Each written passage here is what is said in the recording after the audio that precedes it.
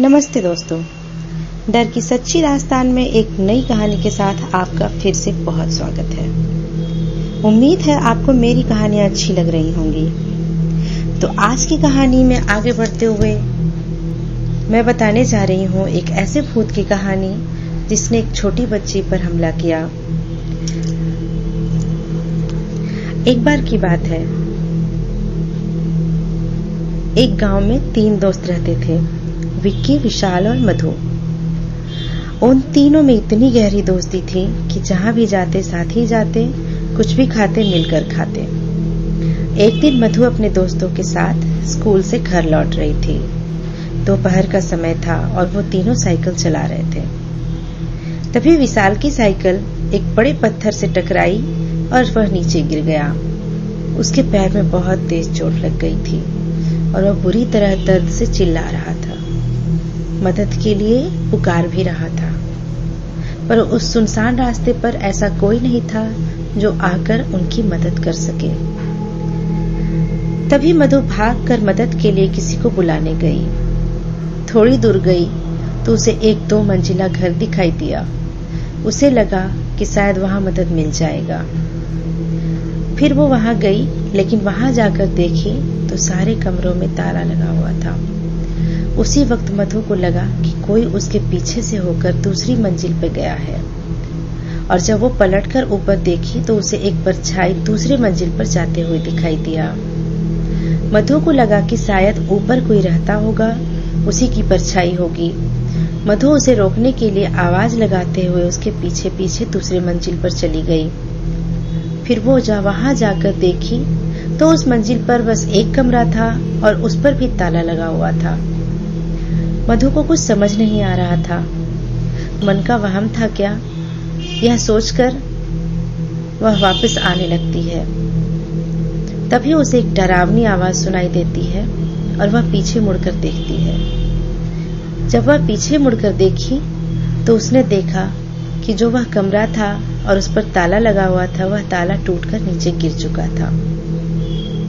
मधु एकदम से डर गई और सोचने लगी कि ये कैसे हो सकता है, लेकिन उसे अपने दोस्त की मदद करनी थी, इसलिए हिम्मत जुटाकर वह धीरे धीरे उस कमरे में गई। वहां जाकर देखा एक बहुत लंबा चौड़ा और डरावना आदमी अपने बिस्तर पर सोया हुआ था। मधु ने उससे पूछा, भैया क्या आप मेरी मदद करेंगे? वह रास्ते में मेरा दोस्त साइकिल से गिर गया है और उसके पैर में बहुत तेज चोट लगी है। दर्द के मारे वह चिल्ला रहा है। अगर आप मेरी मदद करेंगे तो बहुत मेहरबानी होगी। लेकिन वह आदमी मधु की बात का कोई जवाब नहीं दिया। फिर मधु को बहुत गुस्सा आया और वह जोर से चिल्लाकर बोली, क्या मेरी आवाज आपको सुनाई नहीं दे रही? मैं आपसे कब से मदद मांग रही हूँ, कुछ बोलते क्यों नहीं? इतना बोलते ही अचानक उस कमरे का दरवाजा अपने आप बंद हो गया। मधु ये सब देखकर पूरी तरह घबरा गई और दौड़कर दरवाजे की ओर गई और उसे खोलने की कोशिश करने लगी। उसके बहुत कोशिश करने के बाद भी वह दरवाजा नहीं खुला। तभी उस आदमी की जोर जोर से हंसने की आवाज आने लगी।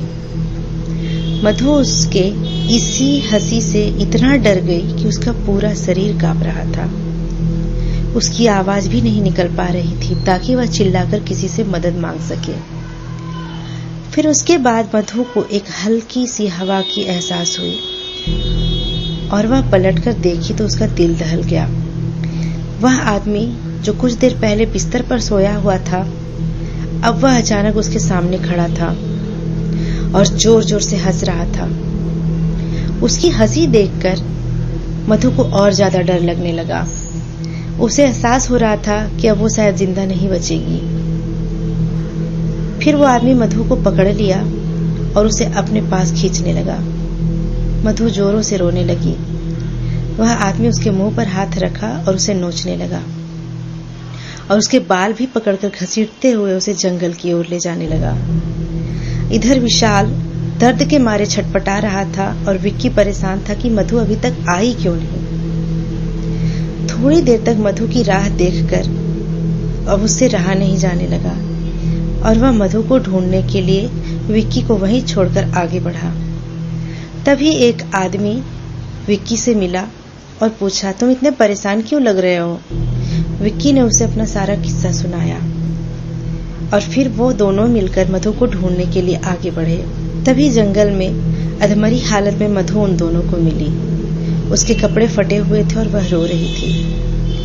विक्की ने उसे देखते ही गले लगा लिया और पूछने लगा कि यह सब कैसे हुआ। फिर मधु ने सारा किस्सा सुनाया। उसके साथ हुए इस हादसे को सुनकर दोनों के रोंगटे खड़े हो गए। तभी उस आदमी ने बताया कि कुछ साल पहले बगल के गांव में एक लड़का रहता था। वह थोड़ा पागल सा था और हमेशा आते जाते लड़कियों को छेड़ता और परेशान करता था। उससे परेशान होकर लड़कियों ने अपने माता पिता को बताया। फिर गांव वाले ने उसे बहुत मारा।